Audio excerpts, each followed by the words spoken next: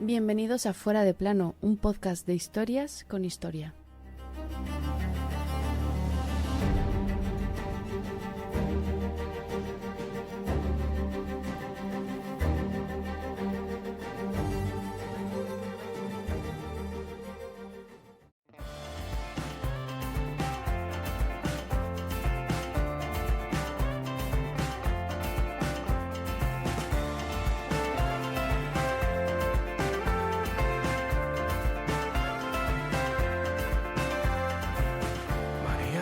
Bonita para verse bien en la salida.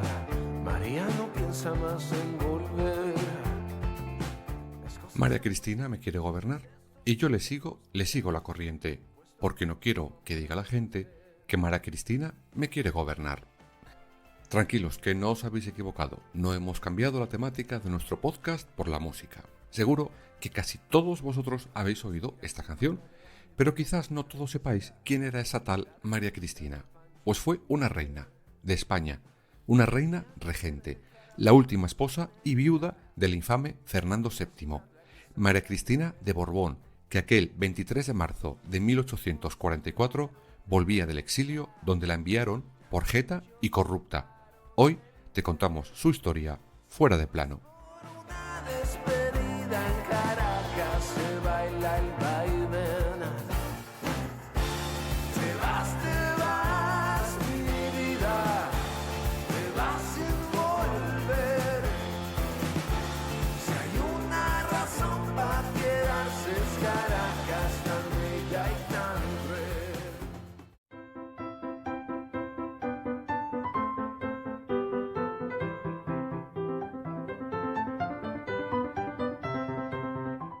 Vamos a conocer un poquito a esta reina corrupta y sobre todo por qué volvió de aquel exilio. María Cristina de Borbón nace en Palermo y era curiosamente prima del que luego sería su marido, el infame Fernando VII. En su vida en Nápoles tuvo una buena educación, más en el terreno de la cultura que en el de la política, pero su vida sin embargo cambiará cuando su primo enviuda de su tercera esposa, y todos los ojos se fijan en ella. El rey tenía prisa por casarse, pues se iba haciendo mayor y todavía, a pesar de haberse casado 3 veces, no había conseguido engendrar churumbel alguno. La verdad, no me extraña.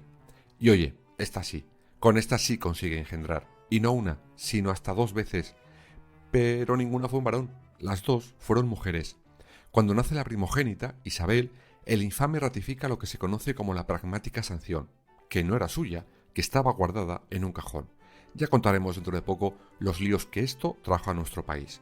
En resumen, a partir de ese momento una mujer podría ser reina. Por tanto, el trono ya tenía heredera, a pesar de la opinión en contra del hermano del infame, Carlos María Isidro. Ya contaremos sus enfrentamientos.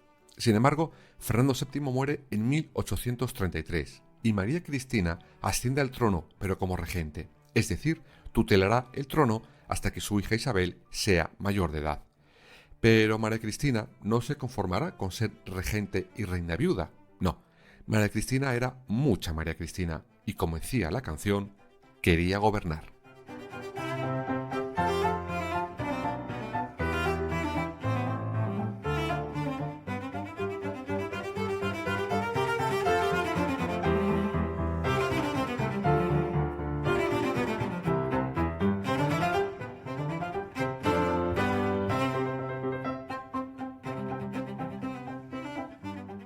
A la nueva reina regente, la viudedad la duró poco, muy poco, exactamente 3 meses. María Cristina había conocido a Agustín Fernando Muñoz y Sánchez, y a los 3 meses de enviudar se casará en secreto con él. ¿Pero por qué en secreto? Pues porque su enamorado era un sargento de la Guardia de Corps, y eso se llama matrimonio morganático, es decir, la boda entre alguien de la realeza y alguien de una esfera inferior a la suya. Sí, una absurdez, pero claro, son reglas que ellos mismos se ponen, así que, aunque sean absurdas, deberían cumplirlas. Pero oye, ni sus propias normas los reyes las acatan. ¿Y qué ocurriría si alguien se enteraba de ese matrimonio morganático? Pues que diría adiós a todos sus títulos y privilegios. Y oye, una cosa es que ella, que era muy católica y muy devota, no quisiera vivir su amor en pecado, y otra muy distinta, que fuera tonta y se quedara con una mano delante y otra detrás. Y ojo, que se las apañó bien para tapar no solo su matrimonio, sino sus 8 embarazos. Sí, 8. Vamos, que otra cosa no, pero fértil, María Cristina era rato largo.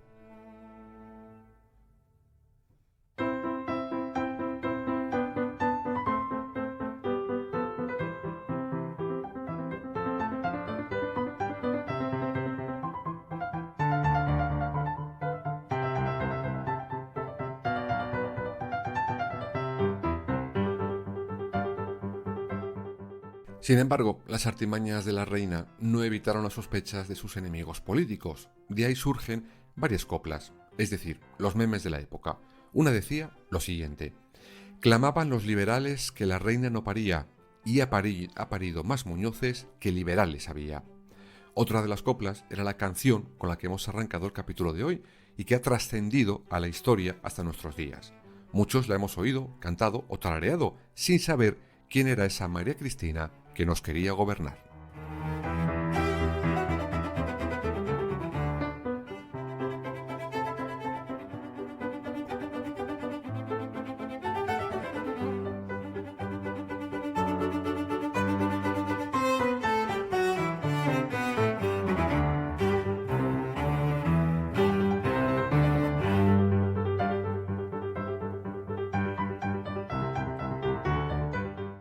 Vale, pero además de dar a luz a los hijos de su nuevo pero secreto marido, ¿qué hizo María Cristina? Pues durante su regencia, la verdad, que se ponen cimientos que tenemos hoy en día asumidos, como por ejemplo la formación de las provincias.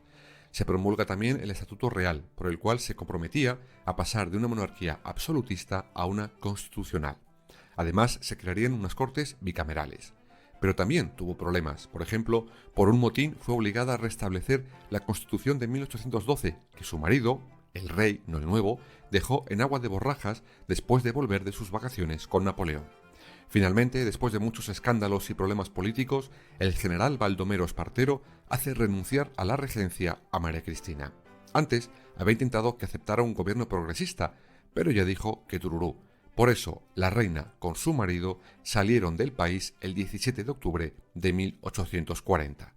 Espartero en ese momento publicará el acta de matrimonio entre la exiliada y su nuevo marido, lo que aumentaba el escándalo todavía más.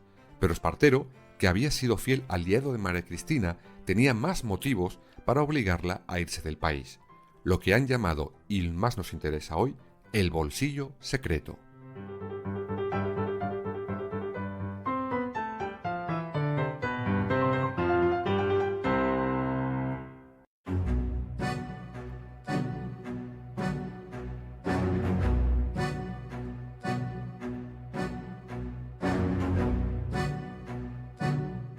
El origen de ese bolsillo secreto nos lleva hasta Fernando VII cuando vende por partes la corona española a Napoleón.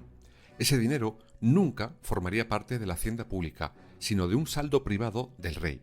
El bolsillo secreto, ese dinero que Francia, después de devolver la corona al infame, jamás recuperará, pasa a las manos de María Cristina cuando su marido, el rey, pasa a mejor vida. Cuando termina la Primera Guerra Carlista, en 1840, Espartero, que como hemos contado antes era aliado de la reina regente, pide a su majestad que le dé dinero de ese bolsillo para recomponer un poco el país. Sin embargo, su ministro de Hacienda le dice que no le da un duro. Espartero se muerde la lengua y decide no hacerlo público, pues el escándalo podría dar alas al eterno aspirante a rey, a Carlos María Isidro, el hermano del infame. En aquellos momentos sí se sabe lo que había en ese bolsillo secreto, unos 78 millones de reales, lo que al cambio hoy en día sería la minucia de 750 millones de euros.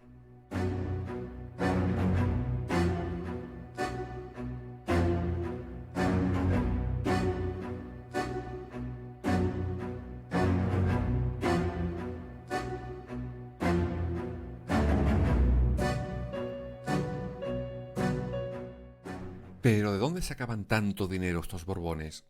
Pues cuando el bolsillo secreto, digamos que estalla en público, se conoce primero que toda la familia real, desde Fernando VII, habían sido corruptos, empezando por el rey, después la reina madre y, por supuesto, la heredera Isabel II. Todo esto sale a la luz cuando la reina Isabel II está ya en el exilio. También se conoce de dónde sacaron el dinero.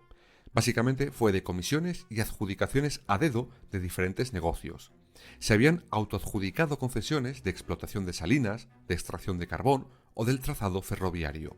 Pero también ese bolsillo secreto servía a María Cristina para fabricar golpes de Estado en otros países. Sí, como lo oís. Con ese dinero oscuro financiaba operaciones para quitar y poner gobiernos de los que pudiera sacar luego algún tipo de beneficio. Pero el punto más oscuro de ese bolsillo, y nuestra protagonista de hoy, es que era la jefa de un entramado de captura, transporte y venta de personas para hacerles esclavos. Vamos, una pieza esta María Cristina de Borbón. Por lo que vemos, algunos de sus descendientes aprendieron bien de la forma de hacer negocios de la reina madre.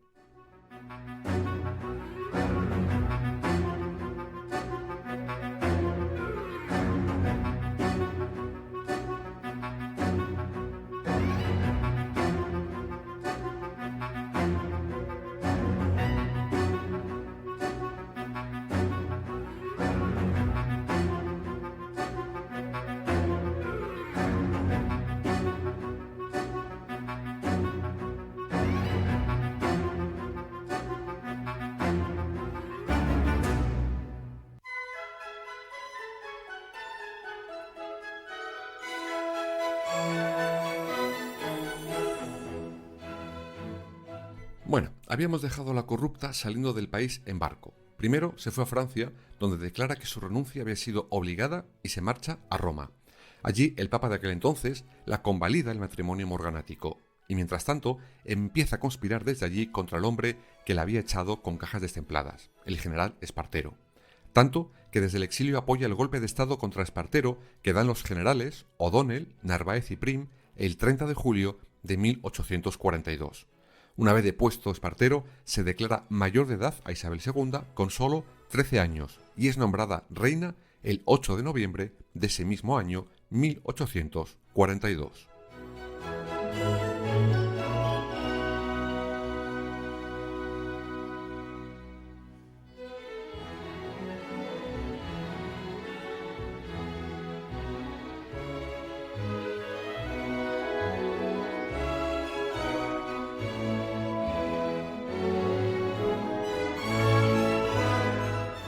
Con su hija y alumna en materia de esto de la corrupción ya en el trono, María Cristina vuelve a España. Eso sucede aquel 23 de marzo de 1844. Unos meses después, por orden de la reina, el matrimonio morganático se valida y el 12 de octubre se hace una nueva ceremonia. Con esta acción se elimina de un plumazo uno de los hechos que sus enemigos usaron para echarla del país unos años antes. Pero la alegría de la reina madre corrupta la dura poco.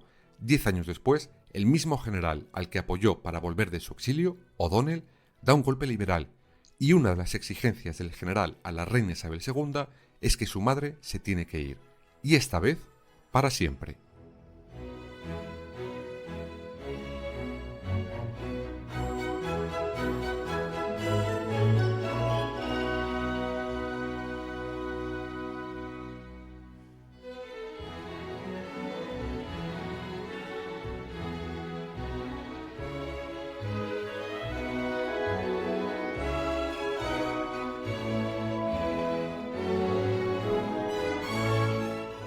Por cierto, en ese momento vuelve un viejo enemigo de la corrupta María Cristina, el general Espartero. La Junta de Sublevados, de hecho, hace prometer a Espartero que la reina madre no saldrá del país de manera furtiva. Y a pesar de los intentos de la propia reina, Espartero no accede a esa huida repentina, sobre todo porque no era seguro hacer esa salida, pues la gente estaba calentita. Tanto que días antes, durante la revuelta, habían quemado el palacio de la propia María Cristina. Mientras esto ocurría, la reina madre, que no entendía por qué la querían fuera, quería salir de España, al menos con todos los honores. No entendía por qué a la gente la sentaba mal que usara su cargo para cobrar comisiones o enriquecerse. Uy, esto me suena de algo, ¿no?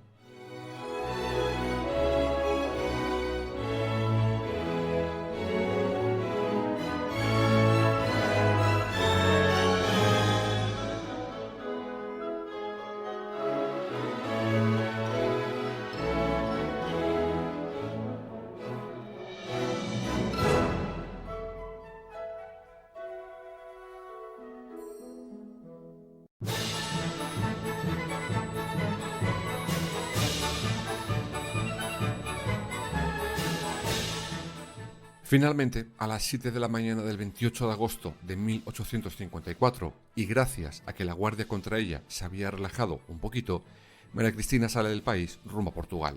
De allí se iría más tarde de nuevo a Francia. Con la expulsión del país se informa que a María Cristina de Borbón la quitan la pensión a la que en teoría tenía derecho antes y se la quitaban también todas sus posesiones. Cuando la noticia salta, la gente entra en cólera. Se había ido sin nada, pero se había largado por la puerta de atrás sin pagar por sus fechorías. Unos meses después, el Parlamento comienza una comisión de investigación. Primero, para pronunciarse sobre lo que había hecho Espartero con la salida de la reina madre. Al final, dieron por bueno el hecho, pues con ello, según sus conclusiones, habían evitado males mayores. Pero en esa comisión también se investigan las faltas de la reina corrupta. Primero, el casarse en secreto con lo que había quedado invalidada desde ese mismo día para ser regente y lo siguió siendo.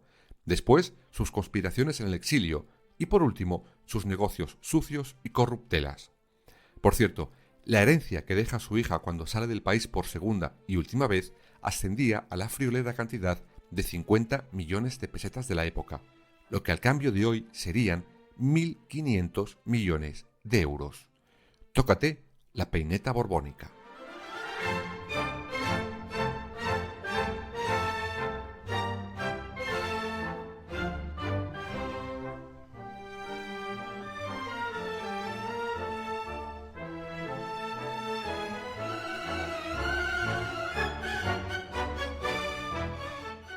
Esta reina corrupta dejó un legado enorme de dinero y sobre todo de la forma de entender su trono, tanto a su hija Isabel II, que fue igual de corrupta que ella, como a sus descendientes.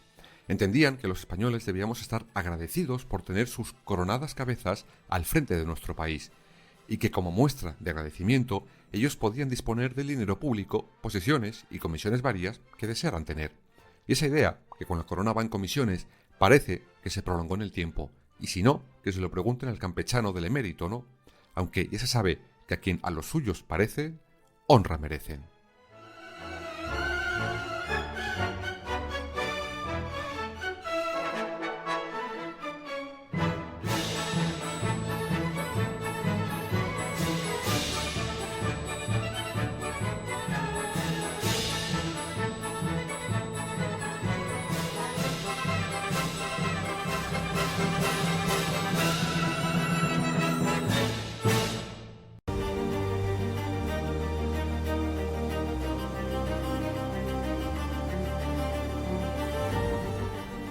Fuera de plano. Suscríbete en las principales plataformas y síguenos en nuestras redes sociales, Instagram, Twitter y Facebook. Fuera _de plano.